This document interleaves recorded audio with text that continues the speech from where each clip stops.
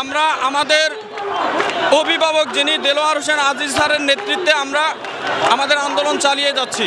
তিনি আমাদেরকে যখন যে আদেশ দেন আমরা সেটা পালন করতে বাধ্য।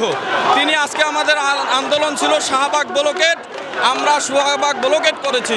গতকালকে আমরা সচিবালয়ে গিয়েছিলাম।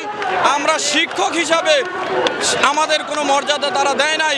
পুলিশ আমাদের ভাইকে রক্তাক্ত করেছে। আমি তখন স্থির থাকতে পারি নাই। আমি এই আন্দোলনে আজকে যোগদান করেছি। আমার যেই ভাই রক্তাক্ত হয়েছে তার বদলা না নেওয়া পর্যন্ত, আমাদের দাবি আদায় না হওয়া পর্যন্ত আমরা রাজপথ ছাড়ব না।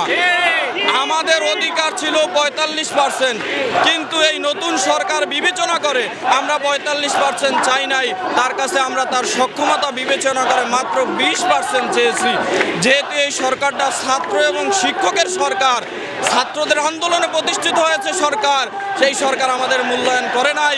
অতএব আমি দাবি করব আজকের মধ্যে প্রজ্ঞাপন দিয়ে আমাদের 3টা দাবি: 20% বাড়ি ভাড়া, 1500 টাকা চিকিৎসা ভাতা এবং কর্মচারীদের জন্য 75% উৎসব ভাতা অনতি বিলম্বে এর প্রজ্ঞাপন জারি করতেই হবে। দেখেন, আমরা বেসরকারি শিক্ষক মাত্র 12,500 টাকা বেতন পাই।